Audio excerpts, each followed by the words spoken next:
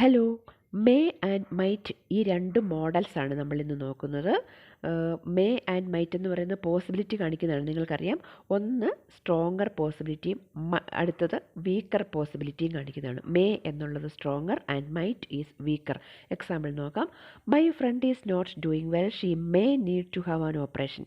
അപ്പം ഇത് ഒരു എമർജൻസി കേസാണ്, അതുകൊണ്ട് നമ്മൾ മേ യൂസ് ചെയ്യുന്നു. ഓക്കെ, അടുത്തത് Tom and Jerry have been fighting, they may break up. നമുക്കറിയാം, ടോം ആൻഡ് ജെറി എപ്പോഴും ഫൈറ്റ് ചെയ്തുകൊണ്ടിരിക്കും. അപ്പോൾ എപ്പോഴാണ് ഇവർ അടിച്ചു പിരിയുന്നത് നമ്മൾ നോക്കിയിരിക്കുകയാണ്. അപ്പോൾ അതിനും ഒരു സ്ട്രോങ്ങർ പോസിബിലിറ്റിയാണ്, ദേ മേ ബ്രേക്കപ്പ് സൂൺ.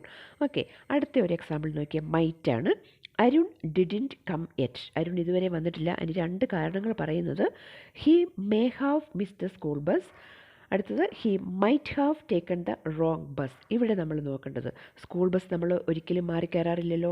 അപ്പോൾ അതുകൊണ്ട് തന്നെ അവിടെ ഒരു ചാൻസ് കുറവാണ്. അതുകൊണ്ടാണത് മൈറ്റ് ചേർത്തിരിക്കുന്നത്. ഓക്കെ, വീക്കർ പോസിബിലിറ്റിയാണ്. മറ്റേത് ഹി മേ ഹാവ്. ഇപ്പം എന്താണ് സംഭവിച്ചിരിക്കുക, അവൻ സ്കൂൾ ബസ് മിസ്സായി കാണും. അപ്പോൾ അത് തന്നെയാണ് പോസിബിലിറ്റി. ഓക്കെ, അപ്പോൾ നമ്മൾ സ്ട്രോങ്ങർ പോസിബിലിറ്റിക്ക് മേ ചേർക്കുക.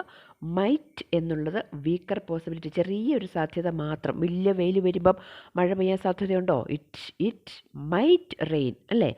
ഒത്തിരി വെയിലുള്ളപ്പോൾ മഴ പെയ്യാൻ സാധ്യതയില്ല, അതുകൊണ്ടാണ് ഇറ്റ് മൈറ്റ് റെയിൻ. അപ്പോൾ മനസ്സിലായി കാണുമെന്ന് വിചാരിക്കുന്നു. See you soon for another lesson. By.